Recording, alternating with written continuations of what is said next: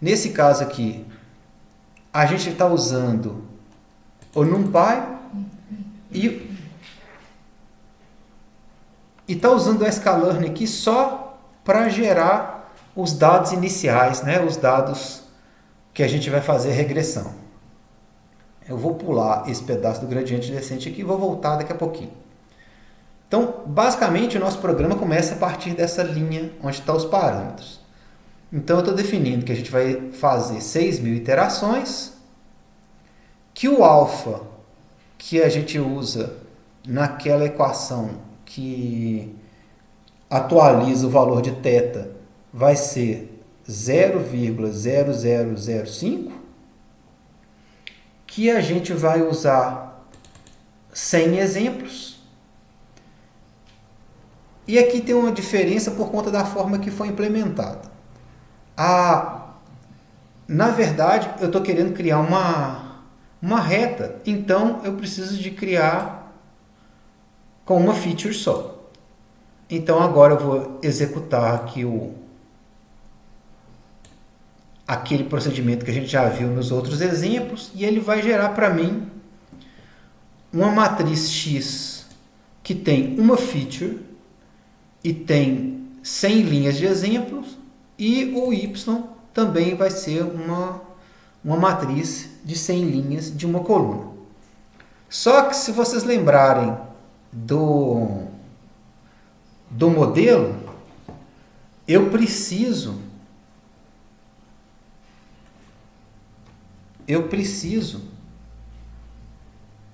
que a primeira coluna do X seja 1.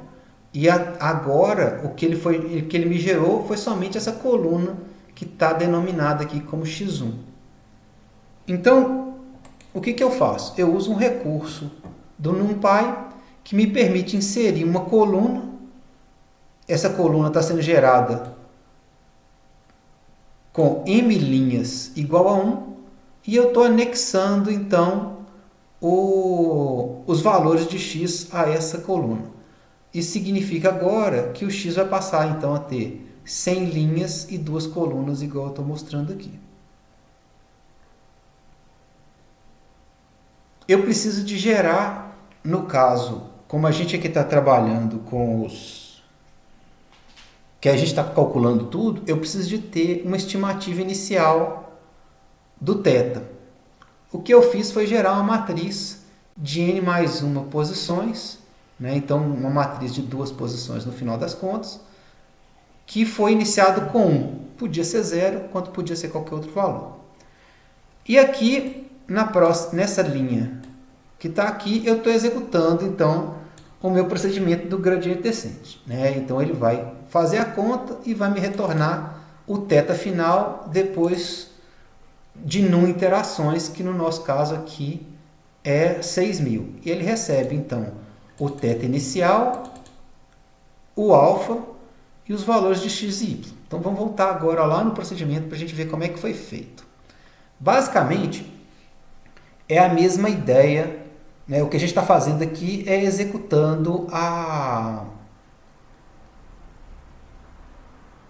executando aquelas contas que a gente mostrou no slide, né? Eu estou guardando então aqui, buscando de shape o valor de mn, né, que eu não passei aqui, mas eu consigo saber por x, então eu sei que são 100 linhas e 2 características. Estou calculando fora do loop a transposta de x, para eu não ter que ficar calculando aqui todas as vezes. No final das contas, essa transposta é sempre o mesmo valor, porque o x não é alterado nas iterações. Então, a primeira coisa que eu estou fazendo dentro do loop é calculando o valor de h. O valor de h, o que ele é? X vezes θ, que é o que a gente tinha aqui. O valor de h é x vezes θ. Em seguida, eu estou calculando a perda, que é o valor de h menos y. Então, se a gente voltar lá no slide, o valor da perda é o H menos o Y.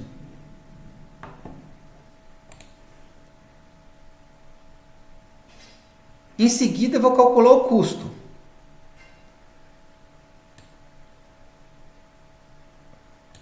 Então, eu vou fazer o valor da perda ao quadrado e vou somar todos os valores e dividir por 2 vezes m.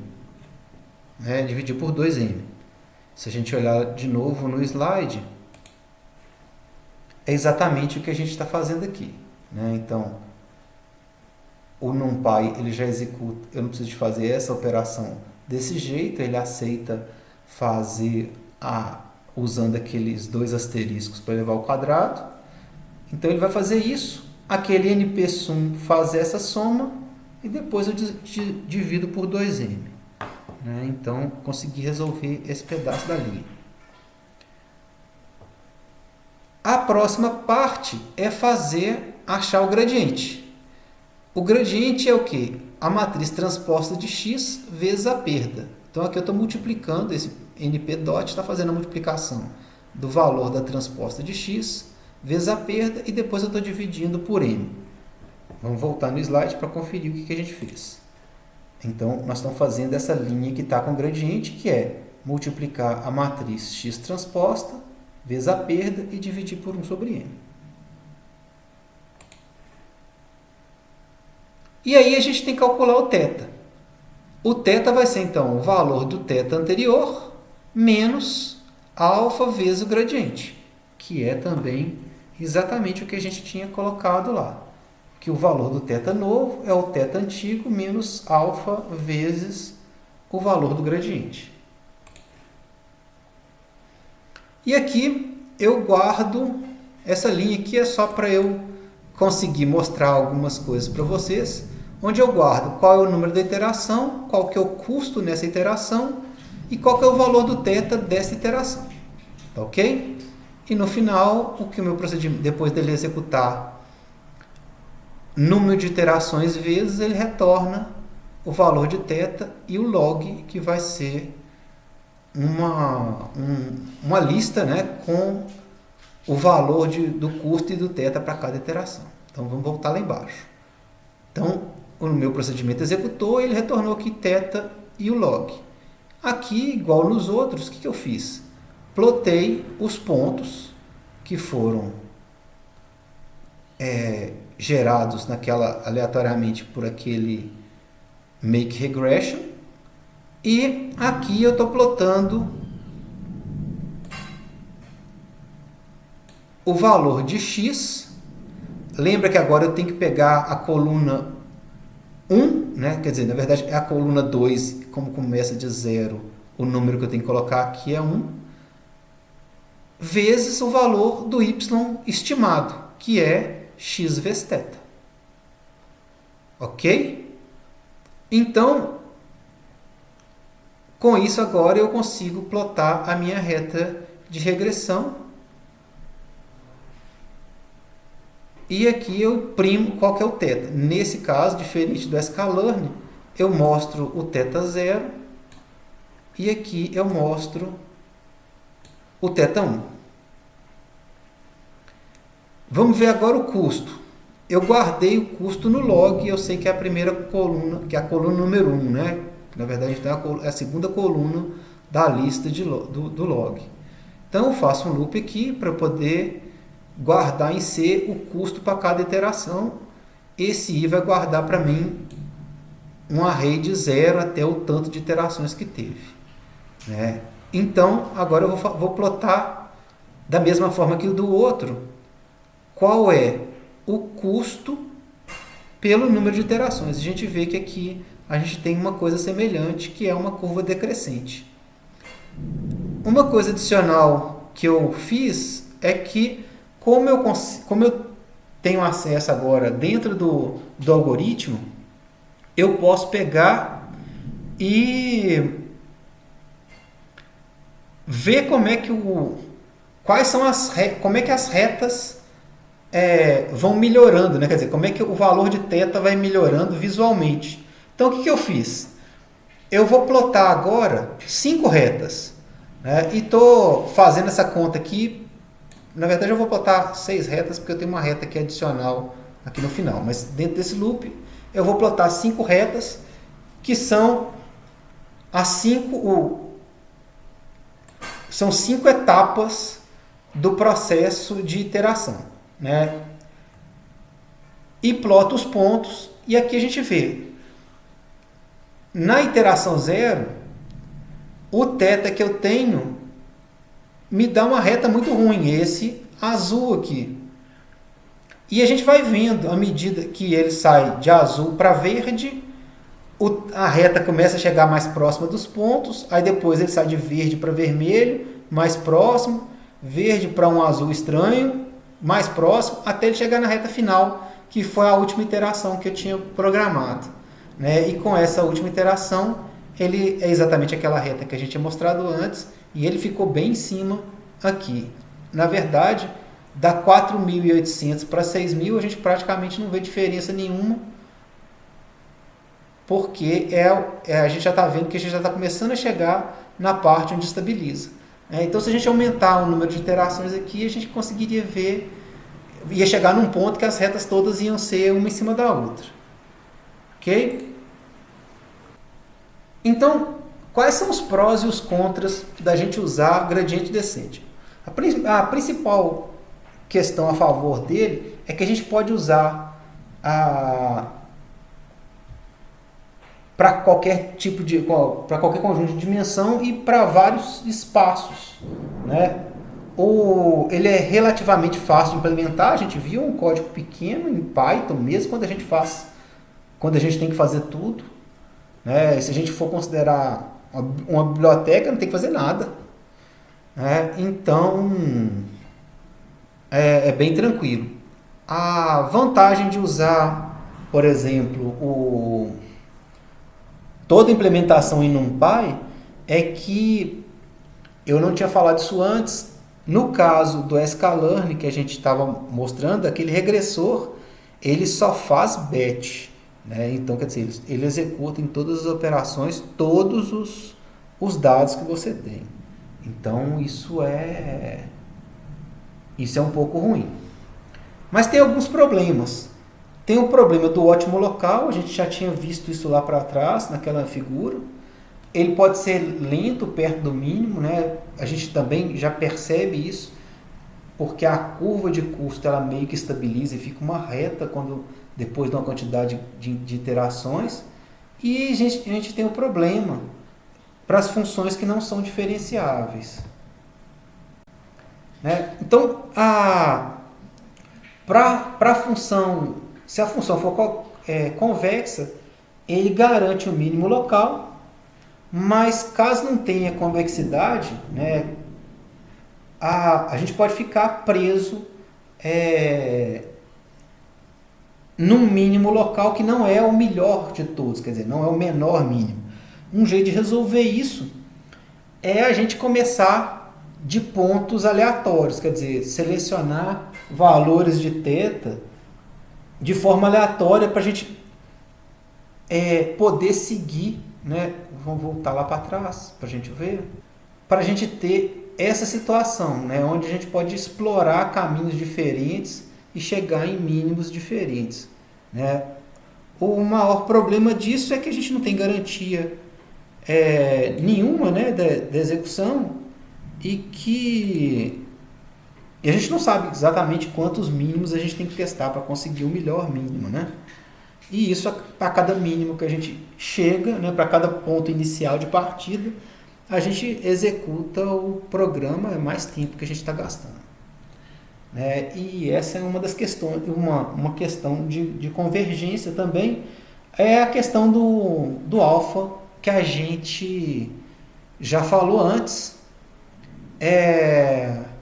Um alfa pequeno, ele te dá uma garantia maior de que você vai chegar no mínimo, mas ele, em compensação, ele pode fazer com que o processo seja bastante lento. Um jeito de dar uma melhorada nisso é que a gente pode fazer uma pesquisa e tentar achar um alfa ideal para cada iteração, né? Então, de forma geral, o que a gente quer é quando a gente está longe do mínimo, a gente tenha passos grandes para a gente chegar mais rápido, e quando a gente está mais perto do mínimo, a gente tenha passos pequenos para a gente conseguir convergir mais rápido. O gradiente descente, na verdade, ele é usado como um método auxiliar para diversas técnicas de machine learning, como, por exemplo, de rede neural, né, onde ele é usado para fazer o cálculo do backpropagation. Ele é usado também em SVM para poder calcular o plano de separação. Então, é um negócio interessante da gente conhecer como é que faz. As principais dicas que eu posso deixar para vocês é o seguinte: sempre traçar aquela curva de custo vezes o tempo, né? A expectativa é sempre que essa curva seja decrescente. Se ela não for, tem alguma coisa errada. Se ela não estiver diminuindo, provavelmente sua função pode ser muito pouco comportada, né? Quer dizer, lembra que a ideia é que a gente tenha uma curva convexa e suave. Pode ser que sua curva não seja nem convexa nem suave, mas de forma geral, uma das coisas para se preocupar é se a taxa de aprendizado está legal. A taxa de aprendizado, o valor, de forma geral, um valor real pequeno, né, tipo 0,1, 0,001 e assim por diante. É ideal que você experimente valores diferentes para o seu problema. Quer dizer, não tem um número ótimo para problema, para cada geral, né, para todos os problemas. Então, o ideal é você pegar e experimentar para o seu problema. Pode ser que o seu problema seja um valor de alfa, para outro problema que você vai fazer logo em seguida seja outro valor de alfa, o valor adequado. Existem algumas técnicas que a gente usa para poder ir diminuindo o alfa, né? Então, mesmo que você comece no primeiro alfa alto, você pode dar uma diminuída para poder acertar esse tipo de coisa. O algoritmo ele vai atingir o custo mínimo mais rápido se a forma da função de custo não for distorcida, quer dizer, com valores muito diferentes para cada uma das dimensões. A gente pode dar uma melhorada nisso, redimensionando todas as variáveis de entrada para o mesmo intervalo, tipo entre 0 e 1, ou entre menos 1 e 1. A biblioteca do sklearning tem um método, né, que é da classe preprocessing, que faz a escala das variáveis automaticamente. A descida estocástica, ela muitas vezes precisa de uma quantidade de passagens relativamente pequenas para conseguir convergir para coeficientes bons. Então, às vezes, quando você está fazendo uma análise dos seus dados, talvez seja bom começar por uma busca estocástica para dar uma acelerada no seu processo. As atualizações de cada instância do conjunto de dados de treinamento pode resultar num plano de custo ruidoso, né?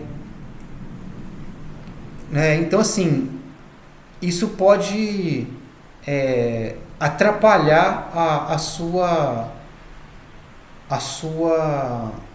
o seu processo de pesquisa. Então, o ideal é você testar qual é o agrupamento melhor. Bom, pessoal, era tudo que eu tinha para dizer para vocês de gradiente descente. Espero vocês no próximo vídeo. Obrigado.